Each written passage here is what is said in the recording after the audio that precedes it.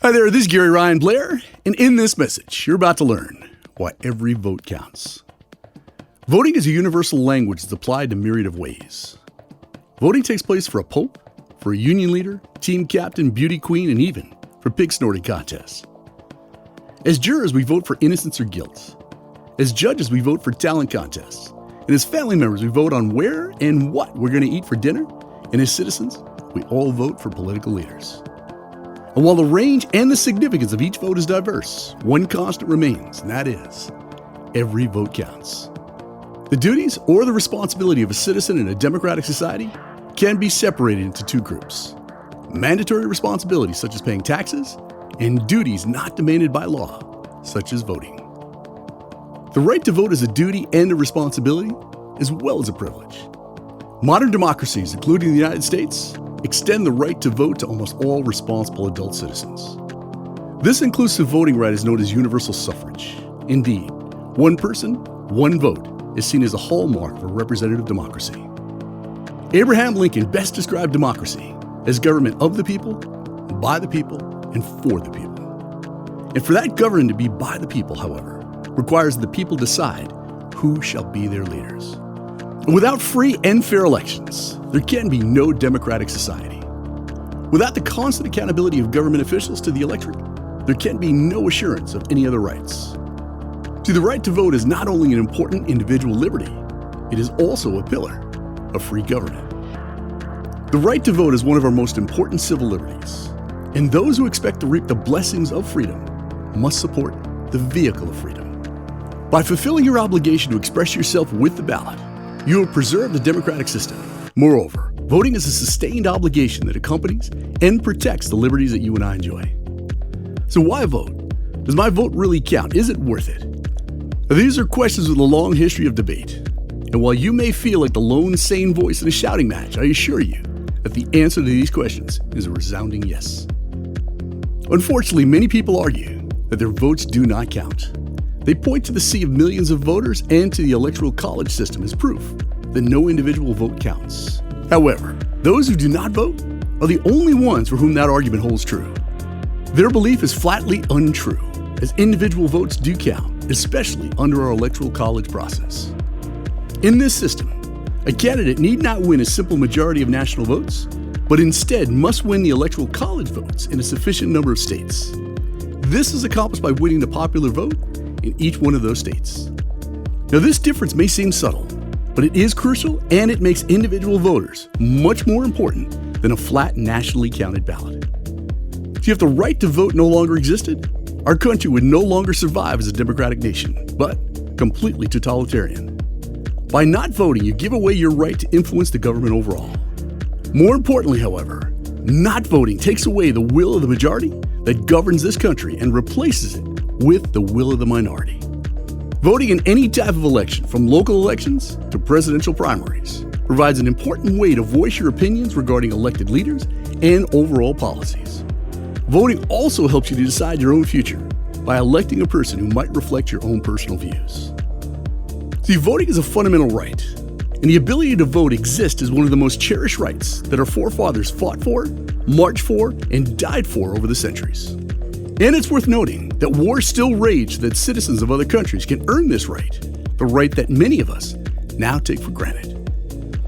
See, the act of voting is a right that should be used with the utmost consideration and care. Voting is so much more than just a right to be heard. It's a privilege of democracy. Thus, it's a moral obligation. And because we live in a republic and enjoy the right of voting, we are not just people who elect the government, but we are a small and an integral part of the government. And of all the freedoms, the right to vote is perhaps the most important one. However, not all citizens vote.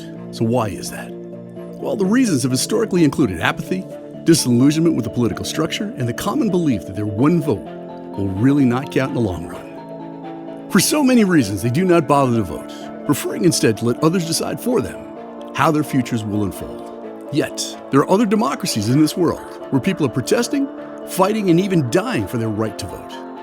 It was Thomas Jefferson in 1900 who put forward an important reason for voting with this quote. He said that should things go wrong at any time, the people will set them to rights by the peaceable exercise of their elective rights. And for centuries, we've seen people rise up and demand this right. Why is that? Well, historically, their motivation was a quest for freedom and empowerment of personal liberties. They strongly believe that their one vote really does count. And for so many reasons, they're compelled to vote, prefer to vote for the leaders that they trust, the leaders who will help them to enjoy their newfound freedoms. Representational government, the electorate, is our country's foundation. And founded in the 18th century, the United States of America fought a rebellion against taxation without representation. The King of England at that time imposed taxes on the colonies, which had no voice in the British government, by which they might hope to change laws that affected their prosperity. And after the Revolutionary War, great care was taken to craft a constitution. This gave us the rights and the freedoms designed to ensure a voice in government for each individual. However, as with all rights and freedoms, the right to vote carries with it vital responsibilities.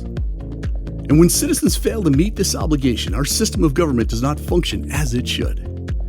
People offer a variety of reasons for ducking this responsibility, yet all of them amount to nothing more than excuses. Still, those who refuse their duty feel no restriction on their right to complain. They will not voice their opinions when it matters most, yet they feel entitled to express them at all other times. See, few things are as pathetic and irresponsible in someone who complains about government, but who refuses to voice their opinion where it matters most, and that is in the voting box itself. So let's talk about democratic literacy. See, democracy demands an informed electorate. An informed electorate is a prerequisite for democracy. These two factors are so intertwined that the failures or inadequacies of one can render the entire system ineffective. And if voters do not know what is going on in politics, they cannot rationally participate in government policy. And without their participation, their needs and their wants cannot possibly be understood or realized. Now, this is particularly troubling in times of war or major conflict. And large issues such as healthcare, foreign policy, social security, education, and so many other areas of social and political importance. It's worth noting that inadequate voter knowledge has two major negative implications for democracy. First, it prevents any meaningful reflection on the will of the people in a democratic government. And second, voter ignorance imperils the instrumental case for democracy as a nation that serves the interests of the majority, as ignorance potentially opens the door for both elite manipulation and gross policy errors caused by politicians' needs to appeal to an ignorant electorate in order to win office. And that's a point worth repeating. Voter ignorance imperils the instrumental case for democracy as a nation that serves the interests of the majority, as voter ignorance potentially opens the door for both elite manipulation and gross policy errors caused by politicians' needs to appeal to an ignorant electorate in order to win office. And in order to vote with informed intelligence and exert meaningful influence over given issues, that means that voters at a minimum must take the time to become aware of an issue's existence, to develop an informed position on the issue, and to understand the opposing candidate's position on the issue as well. So let's now focus in on empowering youth. See, one measure of the strength of a democracy is the participation of its younger citizens. However, many young citizens are unfamiliar with the political process and the importance of voting unless they grew up in a family that was politically engaged or happened to take a civics class or a related course in school. And just like the work ethic, perhaps a voting ethic too can be learned. See, we must impress upon our younger citizens the truth, and that is that voting is a social duty that directly affects their life and their future.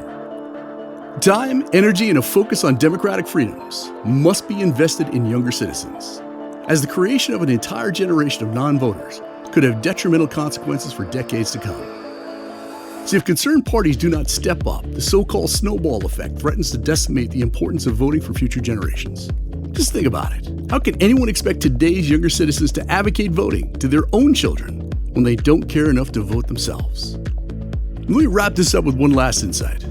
All rights carry with them responsibilities and obligations. Our rights deserve our utmost attention and our vigilant protection.